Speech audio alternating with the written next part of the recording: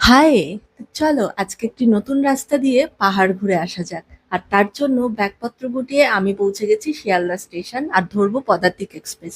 সারা রাত ঘুমিয়ে ভোরবেলা ঘুম থেকে উঠে বাইরের এই নৈসর্গিক দৃশ্য দেখতে দেখতে পৌঁছে গেলাম এনজেপি স্টেশন। আর এখানে বাইরে থেকে ধরে নেবো ক্যাব আর পৌঁছে যাব দার্জিলিং, সেটাও আবার মিরিক রোড হয়ে। এই রাস্তায় গাড়ি চলতে চলতেই কিন্তু দেখুন সবুজের কত সুন্দর মনোরম দৃশ্য অলরেডি শুরু হয়ে গেছে। যাই হোক, রাস্তার পাশে একটি ধাবাতে দাঁড়িয়ে ব্রেকফাস্ট করে নিলাম এই মোমো দিয়ে। তারপরে আবার পথ চলতে শুরু করে দিই। আর প্রথমেই রাস্তায় চলতে চলতে পৌঁছে গেলাম মিরিক লেক।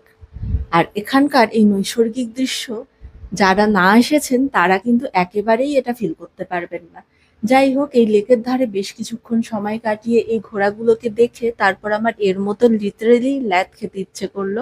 তো আমি একটু শুট করে তারপরে পৌঁছে গেলাম এই টি স্টেটে। এটি আমার জীবনে দেখা দ্বিতীয়বারের মতো চা বাগান, আর আমার কিন্তু এখানে বেশ ভালো লাগছে। বেশ কিছু ফটো শুট করে তারপরে আবার গাড়িতে উঠে এবার কিন্তু আমরা একটুখানি সময়ের জন্য বিদেশের মাটিতে পা দেবো। আর আমি পৌঁছে গেলাম নেপাল বর্ডার। আর এখানে আইডি কার্ড দেখিয়ে বর্ডার ক্রস করে আমি পৌঁছে গেলাম পশুপতিনাথ মন্দিরে। এই মন্দিরটি কিন্তু সত্যিই অসাধারণ, মানে দারুণ। এখানকার ভাইব যে এত ভালো কি বলবো। এখানে বেশ কিছুক্ষণ সময় কাটিয়ে তারপর এই নেপালে এই পশুপতিনাথ মার্কেটে একটু ঘোরাফেরা করে কিছু জিনিসপত্র দেখে তারপরে আবার গাড়ি করে বর্ডার ক্রস করে চলে এলাম।